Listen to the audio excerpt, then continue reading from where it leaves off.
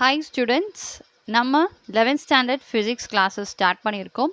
So first video எப்படி நீங்கள் பார்க்குறீங்க, எப்படி மூவ் ஆகுதுங்கிறத பொறுத்து நம்ம நெக்ஸ்ட் வீடியோஸ் போடலாமாங்கிறத பற்றி பேசியிருந்தோம். நிறைய ஸ்டூடெண்ட்ஸ் மேம் நல்லா இருக்குது, நீங்கள் இதை கண்டினியூ பண்ணுங்கன்னு சொல்லி கமெண்ட் பண்ணியிருந்தீங்க. ஸோ இந்த நம்ம ஃபிசிக்ஸ் கிளாஸஸை நம்ம தொடர்ந்து கண்டினியூ பண்ணுவோம் ஸ்டூடெண்ட்ஸ். நீங்களும் ரெகுலராக நம்ம சேனலில் போடக்கூடிய வீடியோஸ் பாருங்கள். கண்டிப்பாக உங்களுக்கு ஃபிசிக்ஸ் படிக்கிறது ஈஸியாக இருக்கும், அட் த சேம் டைம் இன்ட்ரெஸ்டிங்காகவும் இருக்கும். அண்ட் நிறைய ஸ்டூடெண்ட்ஸ் மேம் தமிழ் மீடியம் ஸ்டூடெண்ட்ஸ்க்கும் அப்லோட் பண்ணுங்கன்னு கேட்டிருந்தீங்க. நான் முன்னாடி சொன்னேன் ஸ்டூடெண்ட்ஸ், போன கிளாஸில் நான் சயின்டிஃபிக் மெத்தட் டீச் பண்ணேன் ஸ்டூடெண்ட்ஸ். அந்த சயின்டிஃபிக் மெத்தடில் இந்த 5 பாயிண்ட்ஸை பற்றியுமே நான் உங்களுக்கு டீச் பண்ணியிருப்பேன். அந்த பாயிண்ட்ஸ் வந்து இங்கிலீஷில் இருக்கும். தமிழ் மீடியம் ஸ்டூடெண்ட்ஸ் நீங்கள் உங்களுடைய புக்கில் 1.1.1 அந்த டாபிக் நீங்கள் எடுத்துக்கிட்டு அந்த ஃபர்ஸ்ட் பாயிண்ட்டை நீங்கள் ரெஃபர் பண்ணிக்கணும். இப்போ சிஸ்டமேட்டிக் அப்சர்வேஷன்னா என்னன்னு பார்க்குறோன்னு நான் சொல்லியிருந்தேன். இப்போ உங்கள் புக்கில் அந்த ஃபர்ஸ்ட் பாயிண்ட் வந்து பாருங்கள், முறைப்படுத்தப்பட்ட உற்று நோக்கல் அப்படின்னா என்ன. இதை தான் நான் வந்து உங்களுக்கு எக்ஸ்பிளைன் பண்ணியிருந்தேன். அதை நான் தமிழில் தான் ஸ்டூடெண்ட்ஸ் எக்ஸ்பிளைன் பண்ணியிருக்கேன். ஸோ நீங்கள் வந்து தமிழ் எக்ஸ்க்ளூசிவாக நீங்கள் நடத்தணும்னு நினைக்கிறீங்க. ஆக்சுவலாக நான் தமிழில் உங்களுக்கு புரிகிற மாதிரி தான் டீச் பண்ணுறேன்.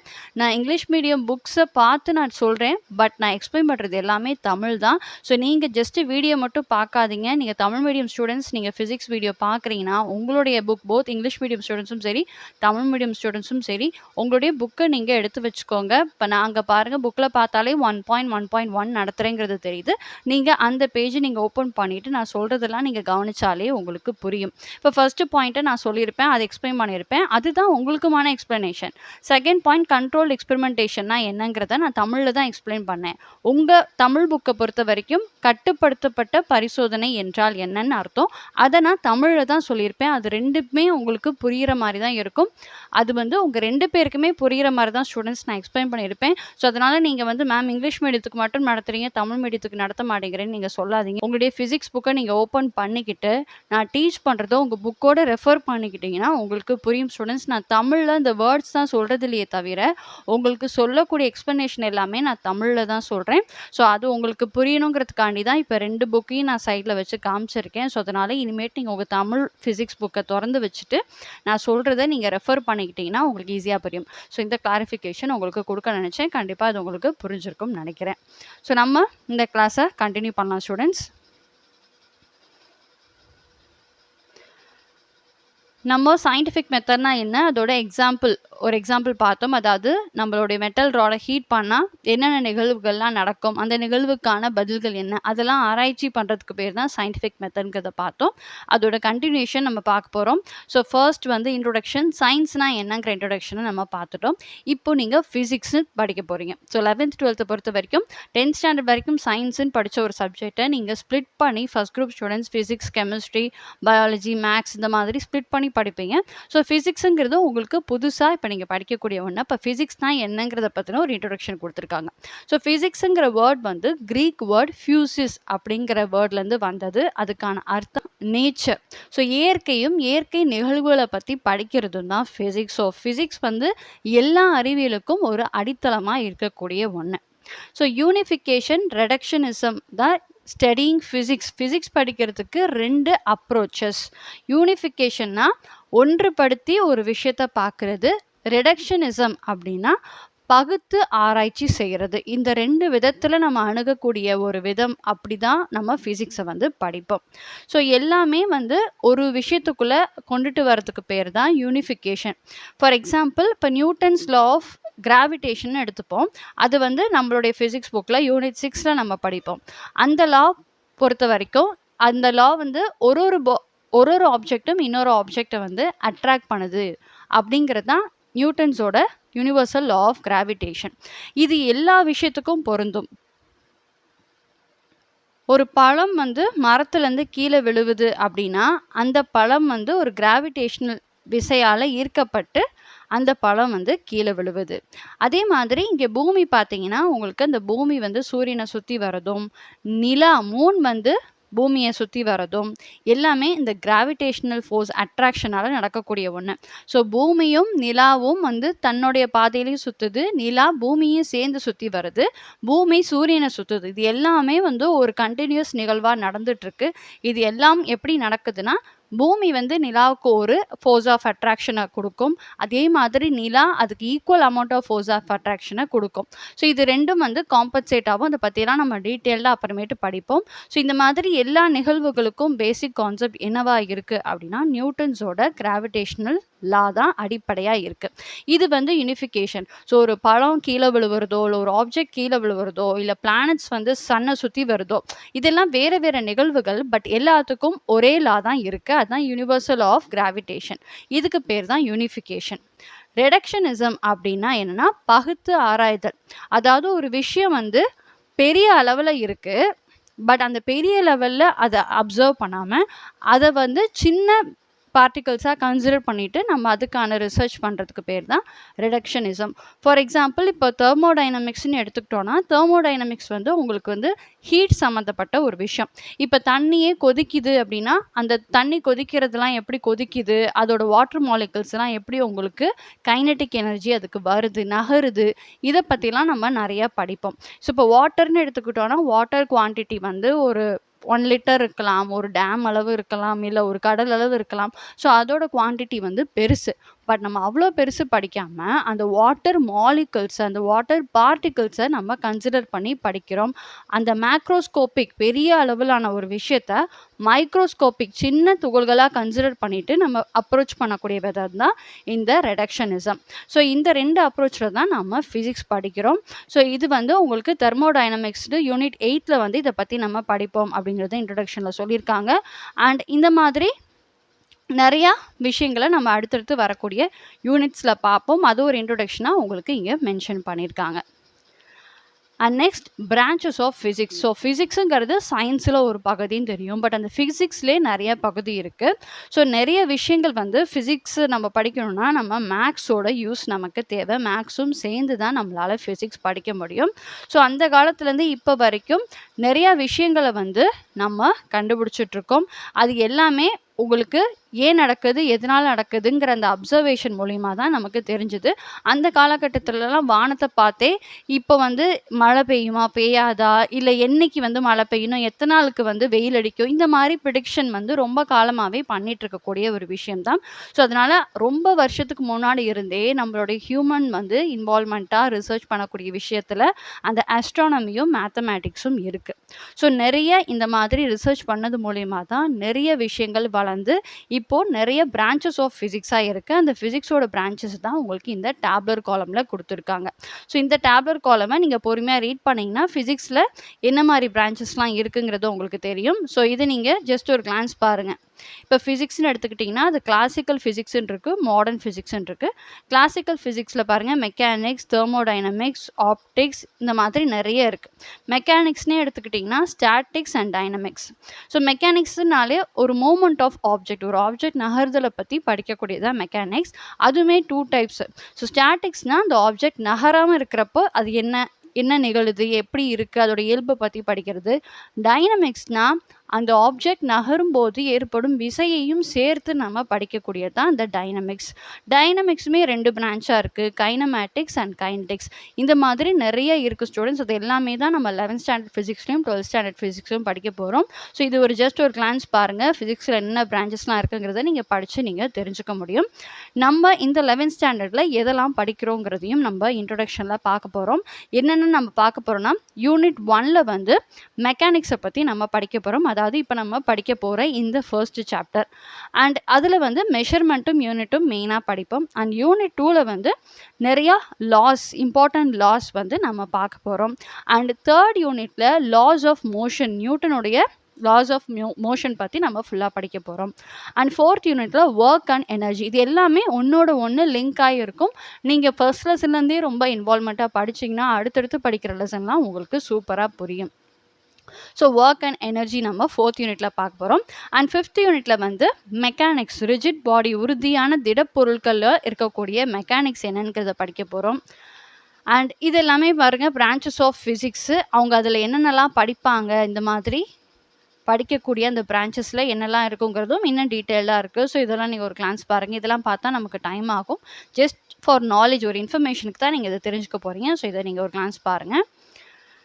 அண்ட் நெக்ஸ்ட் 6th யூனிட்ல நம்ம வந்து கிராவிடேஷன் பற்றி படிக்க போகிறோம். அண்ட் 7th யூனிட் அதாவது 7th சாப்டரில் ப்ராப்பர்ட்டிஸ் ஆஃப் மேட்டர். ஸோ ஒரு சின்ன ஒரு பார்ட்டிக்கலை எடுத்துக்கிட்டு அந்த மேட்டரை எடுத்துக்கிட்டு அது எப்படி வந்து அதோட ப்ராப்பர்ட்டிஸ்லாம் நமக்கு கிடைக்குது, அது அதோட இயல்புகள் என்ன, அதை பற்றிலாம் நம்ம படிக்க போகிறோம். அண்ட் 8th and 9th யூனிட்ல ஹீட் பற்றி படிக்க போகிறோம். இந்த தெர்மோடைனமிக்ஸ் நம்ம முன்னாடியே பார்த்தோம் பார்த்தீங்களா, அதை பற்றி டீட்டெயிலாக படிப்போம். அண்ட் லாஸ்ட் யூனிட் 10ம் 11ம் ஆசிலேஷன் பற்றியும் வேவ் மோஷன் பற்றியும் படிக்க போகிறோம். ஸோ மொத்தம் உங்களுக்கு 11 லெசன் இருக்குது. ஸோ இந்த 11 லெசனில் எதெல்லாம் படிப்போங்கிறத இந்த இன்ட்ரோடக்ஷன் பார்ட்டில் கொடுத்துருக்காங்க.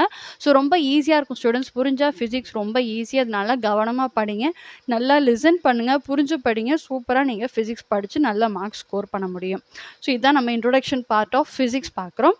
And next scope and excitement of physics. So physics படிக்கிறதுனால நமக்கு ஏற்படக்கூடிய எக்ஸைட்மெண்ட் என்னென்னா, நிறைய விஷயங்களை நம்ம தெரிஞ்சுக்க போகிறோம்னா இப்போ ஆட்டோமேட்டிக்காக ஒரு எக்ஸைட்மெண்ட் இருக்கும், நிறைய நம்மளுடைய நாலேஜை வளர்த்துக்க போகிறோம். அண்ட் அதோட ஸ்கோப் எக்கச்சக்கமாக இருக்குது, அதெல்லாம் என்னங்கிறது தான் நம்ம இந்த பகுதியில் பார்க்குறோம். ஸோ ஃபிசிக்ஸ் வந்து 2 விதமாக ஃபிசிக்ஸோட டிஸ்கவரிஸ் அதாவது கண்டுபிடிப்புகள் இருக்கும். ஒன்று தற்செயலாக நடக்கிறது, இன்னொன்று ஒரு தியரியாக கோட்பாடாக யோசித்து கண்டுபிடிக்கிறது. இந்த 2 விதமாக நடக்கக்கூடிய கண்டுபிடிப்புகள் தான் ஃபிசிக்ஸுக்கு மெயினாக நடக்கக்கூடிய விஷயங்கள். தற்செயலாக நடந்த விஷயம் என்னன்னு பார்த்தீங்கன்னா மேக்னட்டிசம், அதாவது காந்தத்தன்மை. ஒரு இரும்பு வந்து ஒரு மெட்டலை வந்து அந்த காந்தம் வந்து அட்ராக்ட் பண்ணுங்கிற நிகழ்வு வந்து தற்செயலாக கண்டுபிடிக்கப்பட்டது. கிரீஸில் ஒரு ஷெப்பர்ட் அதாவது ஆடு மேய்ப்பவர் வந்து ஆடை மேய்த்துக்கிட்டு போகையில் அவரோட செருப்பில், அந்த காலத்துலலாம் செருப்புலாம் ஆணி வச்சு அடித்து தான் செய்வாங்க. அவர் நடந்து போகையில் அந்த ஒரு பாறை மேலே அவர் நடக்கிறப்போ அவரோட செருப்பில் இருக்கிற ஆணி, அதாவது அது அட்ராக்ட் ஆகுது, அந்த கல்லால் ஈர்க்கப்படுதுங்கிறத உணர்ந்தார். அந்த கல் வந்து தான் உங்களுக்கு மேக்னடைட் அப்படின்ற ஒரு கல். ஸோ அதுலேருந்து தான் நமக்கு மேக்னெட்ஸ்லாம் உருவாகுது. ஸோ இந்த ஒரு நிகழ்வு, அந்த மேக்னடைட்டுங்கிற அந்த கல்லில் அது ஈர்ப்பு சக்தி இருக்குது, மெட்டல்ஸ் எல்லாம் அட்ராக்ட் பண்ணுதுங்கிறத வந்து தற்செயலாக கண்டுபிடிக்கப்பட்ட ஒன்று. பட் ஏன் அது வந்து மற்ற மெட்டல்ஸ் எல்லாம் ஈர்க்குது, மேக்னட்டிசம்னா என்ன அப்படிங்கிற அந்த கோட்பாடெல்லாம் பின்னாட்களில் கண்டுபிடிக்கப்பட்டது. ஸோ ஒரு சில விஷயம்லாம் தியரிஸ்லாம் வந்து முன்னாடியே சொல்லிடுவாங்க, பட் அது தியரி கரெக்டானு ப்ரூவ் பண்ணுறதெல்லாம் லேட்டாக கண்டுபிடிப்பாங்க. ஸோ இந்த மாதிரி பல்வேறு விதமாக வந்து ஒவ்வொரு கண்டுபிடிப்புகளும் ஃபிசிக்ஸில் கண்டுபிடிக்கப்படுது. ஸோ ஆல்பர்ட் ஐன்ஸ்டைனோட ஈக்குவேஷன் E=mc², அதாவது ஒரு ஆப்ஜெக்டோட எனர்ஜி வந்து அந்த ஆப்ஜெக்டோட மாஸும் into square of the speed of the light அப்படிங்கிறது தான் இந்த E=mc². இதை வந்து 1905 ஆல்பர்ட் ஐன்ஸ்டைன் கண்டுபிடிச்சிட்டாரு. பட் எக்ஸ்பெரிமெண்டலாக காக்ரோஃப்ட் அண்ட் வால்டன்கிறவங்க 1932 தான் ப்ரூவ் பண்ணியிருக்காங்க. ஸோ இந்த மாதிரி தற்செயலாக கண்டுபிடிச்சிட்டும் அதோட தியரிஸை வந்து செய்வாங்க. அந்த தியரிஸை முன்னெடுத்து வச்சுட்டோம், அதுக்கப்புறம் அதை எக்ஸ்பெரிமெண்டலாக ப்ரூவ் பண்ணுவாங்க. இந்த 2 விதமாக உங்கள் ஃபிசிக்ஸில் நம்ம கண்டுபிடிக்கக்கூடிய கண்டுபிடிப்புகள்லாம் அமையுது. அண்ட் நிறைய விஷயங்கள் வந்து உங்களுக்கு அந்த தியரிட்டிக்கலும் இந்த கால்குலேஷனும் சேர்ந்து தான் நம்ம நிறைய கண்டுபிடிப்புகளை கண்டுபிடிக்கிறோம். அதை அப்ளை பண்ணி தான் நிறைய இண்டஸ்ட்ரீஸ் வந்து டெவலப் ஆகுது. இப்போ மெடிக்கல் இண்டஸ்ட்ரீஸாக இருக்கட்டும், அந்த கெமிக்கல் ஃபார்முலாஸ் அது ஏன் எப்படி ரியாக்ட் ஆகுது, என்ன கண்டுபிடிக்கலாம், இதெல்லாம் வந்து பல்வேறு புதிய மருந்துகள் கண்டுபிடிக்க பயன்படுது. அதே மாதிரி ஆர்கன் ரீப்ளேஸ்மெண்ட், அதுக்கெலாம் இந்த மாதிரி கொள்கைகளும் அதோட கோட்பாடு எப்படி அதை வந்து அப்ளை பண்ணலாங்கிற விஷயங்கள்லாம் சேர்ந்து தான் ஒரு ஆர்கன் ரீப்ளேஸ்மெண்ட் பற்றிலாம் நம்ம கண்டுபிடிக்கிறோம். இந்த மாதிரி எக்ஸ்பெரிமெண்ட்டும் தியரியும் சேர்ந்தது தான் உங்களுக்கு ஒரு கண்டுபிடிப்பு உருவாவதுக்கு காரணங்கிறது தான் நம்ம மெயினாக தெரிஞ்சுக்க வேண்டிய விஷயம். அண்ட் ஃபிசிக்ஸை பொறுத்த வரைக்கும் ஃபிசிக்ஸ் வந்து எல்லா விஷயத்தையும் கவர் பண்ணுது. நம்ம நிற்கிறதுலேருந்து, நடக்கிறதுலேருந்து, உட்காரதுலேருந்து, சாப்பிட்றதுலேருந்து எல்லாத்துக்குள்ளேயுமே ஃபிசிக்ஸ் இருக்குது. அதே மாதிரி எல்லாத்துக்குள்ளேயுமே சயின்ஸ் இருக்குது, எல்லாத்துலேயுமே மேக்ஸ் இருக்குது. ஸோ அது எல்லாமே வந்து நம்ம அண்டர்ஸ்டாண்ட் பண்ணி இந்த ஃபிசிக்ஸ் சாப்டரில் படிக்க போகிறோம். ஸோ ஃபிசிக்ஸ்குள்ளே இருக்கக்கூடிய விஷயங்கள் என்னென்ன, அண்ட சராசரம் யூனிவர்ஸ்லேருந்து ஒரு சின்ன பார்ட்டிக்கல், அதாவது எலக்ட்ரான் புரோட்டான் வரைக்கும் எல்லாத்துக்குள்ளுமே ஃபிசிக்ஸ் இருக்குங்கிறத நம்ம அண்டர்ஸ்டாண்ட் பண்ணிக்கணும். இப்போ ஃபிசிக்ஸை நம்ம பார்க்கக்கூடிய விஷயங்கள் அளவீடு அளவில், மெஷர்மெண்ட் அளவில் என்ன இருக்குன்னா, ரேஞ்ச் ஆஃப் ஸ்கேல்ஸ். இப்போ அட்டாமிக் ஸ்கேல்ஸ்ன்னு எடுத்துக்கிட்டிங்கன்னா, astronomical scales to microscopic scales, 10^18 எஸ்ங்கிறது யூனிட் ஆஃப் டைம். இதெல்லாம் நம்ம இனிமேட்டு வரக்கூடிய டாபிக்ஸில் பார்ப்போம். And to 10^-22 seconds. ஸோ இப்போ 10^2னா 10² அர்த்தம், அப்போ அதாவது 100 செகண்ட்ஸ்னு அர்த்தம். 10^18 பார்த்துக்கோங்க, 10 பக்கத்தில் 18 ஜீரோஸ் போடணும். அந்த அளவு கால அளவீடையும் அதே மாதிரி 10 பவர் -1னா 0.1ன்னு அர்த்தம். 10 பவர் -22னா அப்போ எவ்வளோ சின்ன வேல்யூன்னு பாருங்க. அவ்வளோ சின்ன கால அளவு வரைக்கும் நம்ம ஃபிசிக்ஸில் படிக்கக்கூடிய விஷயங்கள் இருக்குது. அதே மாதிரி மாஸ்ன்னு எடுத்துக்கிட்டிங்கன்னா யூனிவர்ஸோட மாஸ் அப்ராக்சிமேட்டாக 10 பவர் 55 கிலோகிராம். அதே மாதிரி எலக்ட்ரானோட மாஸ் 10 பவர் -31 கிலோகிராம். ஸோ இவ்வளோ வித்தியாசங்கள் இருக்கக்கூடிய விஷயங்களும் நம்ம ஃபிசிக்ஸில் நாம் அணுகி அதை நாம் படிக்கிறோம். ஸோ ஃபிசிக்ஸ் வந்து நம்ம படிக்கிற விஷயம் மட்டும் கிடையாது, அது நிறைய விஷயத்துக்கு நம்ம கண்டுபிடிப்புகளுக்கு பயன்படுத்தக்கூடிய விஷயம். ஒரு சின்ன கான்செப்டும் லாவும் புரிஞ்சுக்கிட்டோம்னா அதுலேருந்து நம்ம நிறைய நிகழ்வுகளை வந்து ஆராய்ஞ்சி புரிஞ்சுக்க முடியும். அண்ட் நிறைய விஷயங்கள் வந்து நம்ம கண்டுபிடிக்கிறதுக்கு ஃபிசிக்ஸ் அடிப்படையாக இருக்குது. அதுக்கு எக்ஸாம்பிள் ரோபோட்டிக்ஸ்லாம் கண்டுபிடிச்சதுக்கு ஃபிசிக்ஸ் வந்து நமக்கு ஹெல்ப் பண்ணுது. அண்ட் ஜேர்னி டு மூன் நிலாவுக்கோ இல்லை வேற்று கிரகத்துக்கோ ராக்கெட் எடுத்துகிட்டு நம்ம லேண்ட் ஆகிறதுக்கும் அங்கே இருக்கக்கூடிய விஷயங்களை ஆராய்ச்சி செய்கிறதுக்கும் நமக்கு ஃபிசிக்ஸ் உதவியாக இருக்குது. ஸோ நிறைய விஷயங்களை நம்ம கண்டுபிடிக்கிறதுக்கு ஃபிசிக்ஸ் எந்த அளவுக்கு உதவுதுங்கிறத நாம் வந்து இந்த ஃபுல் ஃபிசிக்ஸ் புக்ஸ்லையும் பார்க்க போகிறோம் ஸ்டூடெண்ட்ஸ். ஸோ இது வரைக்கும் நீங்கள் ஃபிசிக்ஸ்ன்னு பார்த்த ஒன்று வேறு, இனிமேல் நம்ம ஃபிசிக்ஸை வந்து படிக்க போகிற விதம் வேறு. பட் இன்னும் இன்ட்ரெஸ்டிங்காக ரொம்ப எக்ஸைட்மெண்ட்டாக நம்ம படிக்க போகிறோம். அண்ட் மோஸ்ட் இம்பார்ட்டன்ட்லி நம்ம எது படித்தாலும் சரி நம்ம கேட்கக்கூடிய கேள்விகள் வந்து அதுக்கான விடையை தரத்துக்கு தான் நம்ம வந்து நம்மளுடைய சயின்ஸ் வந்து நமக்கு உதவியாக இருக்குது. அதுவும் மெயினாக ஃபிசிக்ஸ் நமக்கு ஹெல்ப் பண்ணுது. இப்போ ஒரு நேச்சர் ஃபினாமினா ஒரு எக்லிப்ஸ் நடக்குதுன்னா ஏன் நடக்குது? ஸோ எக்லிப்ஸ் வந்து நமக்கு தெரியும், சோலார் எக்லிப்ஸ் லூனார் எக்லிப்ஸ்னு இருக்குது. அது ஏன் நிகழுதுங்கிறத கேள்வி தான், அது எப்படி நடக்குதுங்கிற நம்ம கண்டுபிடிப்புக்கு நமக்கு வழிவகுக்குது. அதே மாதிரி நெருப்பு பக்கத்தில் இருந்தால் நம்ம ஏன் அந்த ஹீட்டை உணர்றோம்? நெருப்பு பக்கத்தில் தான் நிற்கிறோம், பட் ஏன் நம்மளால் ஹீட்டை ஃபீல் பண்ண முடியுது? அதே மாதிரி ஏன் காற்று வீசுது? இந்த மாதிரி பல்வேறு கேள்விகளுக்கான விடை தான் நமக்கு வந்து நேச்சரில் என்ன நிகழ்வுகள் நடக்குது, ஏன் நடக்குதுங்கிறதுக்கு காரணம் நம்மளால் கண்டுபிடிக்க முடியுது. ஸோ இந்த காலகட்டத்தில் இந்த உலகத்தில் நிறையா டெக்னாலஜி டெவலப் ஆகுது. அது எல்லாத்துக்கும், அதாவது இன்ஜினியரிங்லேருந்து டெக்னிக்கல் எஜுகேஷன் வரைக்கும் நமக்கு ஹெல்ப் பண்ணக்கூடிய விஷயம் ஃபிசிக்ஸ். ஃபிசிக்ஸ் மட்டும் கிடையாது, ஃபிசிக்ஸோடு சேர்ந்து மேத்தமேட்டிக்கல் டூல்ஸும். ஸோ ஃபிசிக்ஸுன்னு நீங்கள் வந்து தனியாக பார்க்க முடியாது, ஃபிசிக்ஸும் மேக்ஸும் சேர்ந்தது தான் ஃபிசிக்ஸ். அதை நீங்கள் இப்போயே மைண்டில் ஃபிக்ஸ் பண்ணிக்கோங்க. நிறையா ஸ்டூடெண்ட்ஸ் மேக்ஸ் வந்து நீங்கள் பிடிக்காதுன்னு நினச்சிருப்பீங்க, உங்களுக்கு சயின்ஸ் பிடிக்கும். பட் நீங்கள் இப்போ படிக்கக்கூடிய சயின்ஸ், அதாவது இந்த ஃபிசிக்ஸ் சயின்ஸ் வந்து மேத்ஸோடு சேர்ந்து தான் இருக்கும். ஸோ ஃபிசிக்ஸும் மேக்ஸும் சேர்ந்து நம்ம இந்த ஃபிசிக்ஸ் ஜேர்னியை படிக்க போகிறோம் ஸ்டூடெண்ட்ஸ். இந்த ஃபிசிக்ஸ் வந்து ரொம்ப ஈஸி, நீங்கள் அண்டர்ஸ்டாண்ட் பண்ணிக்கோங்க. மேக்ஸும் நீங்கள் நினைக்கிற மாதிரி பியோர் மேக்ஸாக வராது. மேக்ஸில் ஒரு சில கான்செப்ட்ஸை அப்ளை பண்ணி நம்ம ஃபிசிக்ஸ் டெரிவேஷன், அதாவது கணக்கீடுகள், அதாவது ஃபார்முலாஸ், இது எல்லாமே நம்ம படிப்போம். ஸோ ரொம்ப ஈஸியாக இருக்கும், ரொம்ப இன்ட்ரெஸ்டிங்காக இருக்கும். ஸோ இது வந்து நீங்கள் ஃபர்ஸ்ட்டு ஃபிசிக்ஸ் ஸ்டார்ட் பண்ண போகிறீங்கன்னா உங்களுக்கு கொடுத்துருக்கக்கூடிய இது ஒரு இன்ட்ரொடக்ஷன். இது எல்லாமே உங்களுக்கு கொஞ்சம் கிளியராக இருக்கும். என்ன படிக்க போகிறோங்கிற ஒரு எக்ஸைட்மெண்ட் உங்களுக்கு வந்திருக்கும்னு நினைக்கிறேன் ஸ்டூடெண்ட்ஸ். நம்ம நெக்ஸ்ட் கிளாஸ்லேருந்து மெயின் டாப்பிக்கை ஸ்டார்ட் பண்ண போகிறோம். இந்த லெசன், அதாவது nature of physical world and மெஷர்மெண்ட்டுக்கான மேஜர் டாபிக் ஸ்டார்ட் ஆக போகுது.